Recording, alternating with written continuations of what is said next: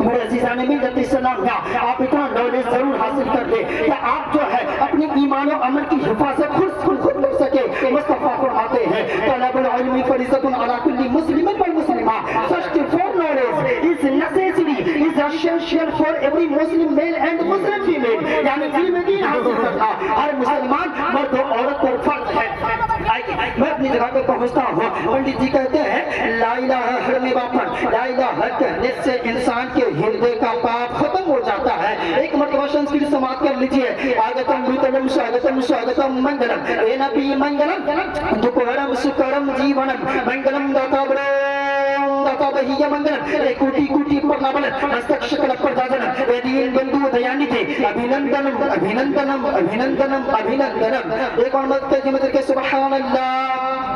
हमारी आदत है कि तकरीर करने से पहले हमारे जितने भी धार्मिक लोग घर में इस्लाम के पवित्र सभा में उपस्थित होते हैं, पधारते हैं, तशरीफ लाते हैं, सबसे पहले घर में इस्लाम के पवित्र मंत्र का अध्ययन कराता हूँ ताकि हृदय का सफाई हो जाए और सबका सीना इश्क़ नबी का मदीना हो जाए। तो मेरे साथ पढ़िए ला इलाहा इल्लल्लाह।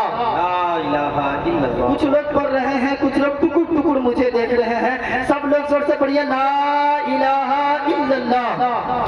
जोर से इसलिए पढ़ने कह रहा हूँ कि हिंदुस्तान के स्पेशल पंडित कहते हैं कृष्णोतान्यतम प्रीतम बड़कम सहन संधीमान संगम ठाकुरारम ला इलाहा हरमे बापन इल्ला लम्मा परम पदम जन्म पे कुल प्राप्ति की जपोना में मोहम्मदन मैं को बचे श्रावुतरंत रातमा एकम मृत्यु मयुदाय बरोति तम तम मुस्लिम चीज सहदर हो जिस तरीका को कजम शिकरन अपर नमशाबरन अपाविदम शेषाहा। हमारे हिंदू भाई लोग सुनेंगे तो कहेंगे भजन चालू हो गया, लेकिन मतलब सुनेंगे तो चल जाएंगे। मतलब सुनना चाहते हैं सब लोग? जरा हाथ उठाकर बताइए कितने लोग सुनना नहीं चाहते? सुनना नहीं चाहते हैं? घबराइए नहीं। मेडिकल के सामने एक्सीडेंट हुआ है, मैंने पढ़ा ला इलाहा हरमे बापन, ला इलाहा कहने से इंसान के हृदय का पाप खत्म हो जाता है। क्या खत्म हो जाता है? जोर से बोलिए पाप खत्म हो जाता है। पाप जानते हैं? जोर से बोलिए तो करते कहे हैं? पंडित जी कहते हैं ला इलाहा हरमे बापन, ला इलाहा कहने से इंसान के हृदय का पाप खत्म हो जाता है। अभी इसको 2 मिनट के बाद समझाऊंगा। पहले एक बात बता दूं ताकि आपको आसानी से समझ में आ जाए। हजरते भाई यजीद बुस्तामी फरमाते हैं कि जब बंदा ए मोमिन एक बार ला इलाहा इल्लल्लाह कहता है तो अल्लाह ताला 12,000 गुनाह सगीरा मिटा देता है। और जब कोई मोहम्मद रसूलुल्लाह कहता है तो अल्लाह ताला उसके नामे आमाल में 12,000 नेकियां लिख देता है। कितना गुनाह मिलता है? 12,000। और कितना सवाब मिलता है? 12,000। 15,000 क्यों नहीं मिलता? 50,000 क्यों नहीं मिलता?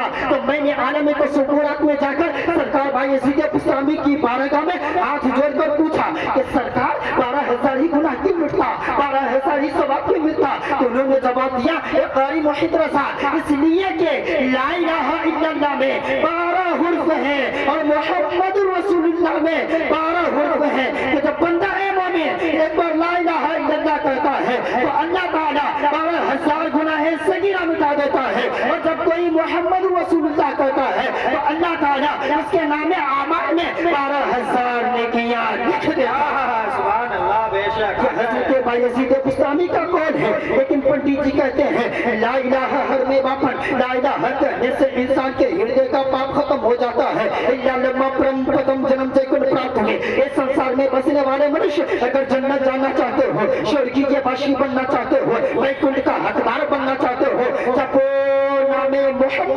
मोहम्मद के नाम का माला जपो, जन्नती हो जाओगे।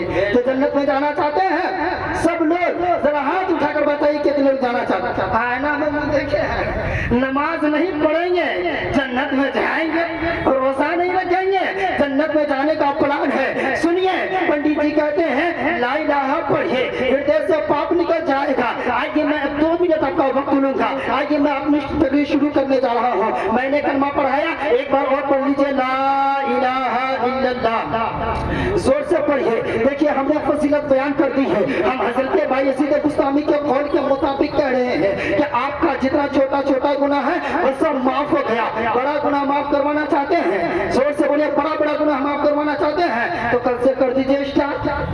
नमाज के नाम पर तो भूल लग गया, ऐसा लगा कि सीने पे ट्रक चढ़ गया, और जन्नत की बात आती तो मुसलमान गदगद हो जाता है। अब ये मिल ना जाए घुसिए जाएंगे।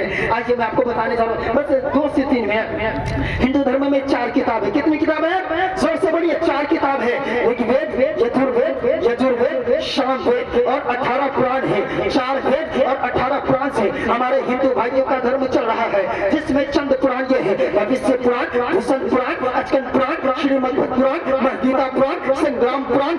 इन तमाम पुराणों को पढ़िए, जवाब मिलेगा अज्ञान नेत्री पीड़ित्र मोहम्मदम नकाशम हिदायम तदूदी इंदरम मित्रम पूर्वम पूर्तवावम अंतात्मा प्राविशोति परासभूति संधुसम महाः बलवतम महाः यदा यदा ही धर्मस्य गलनति वीर्तधनम धर्मस्य मानवस्य जगतम जगतम महाः। मतलब सुना दो, सुनेंगे ना? एक बार जोर से करके सुभान अल्लाह।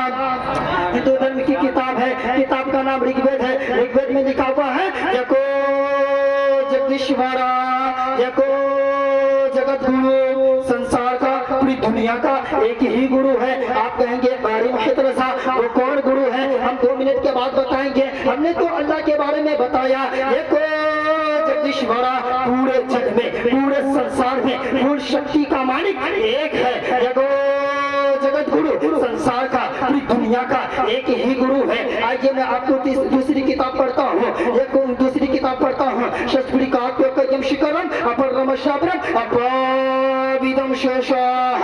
पूरी दुनिया का निजाम चलाने वाला, पूरी दुनिया बनाने वाला, दुनिया में इंसान को पैदा करने वाला, सबको पालन पोषण करने वाला, दुनिया को रचना करने वाला एक है। आइए मैं तीसरी किताब से पढ़ता हूँ। तीसरी किताब सामवेद है। सामवेद कहती है यक औकार सतनाम कर्तापुरम नरभू नरवीर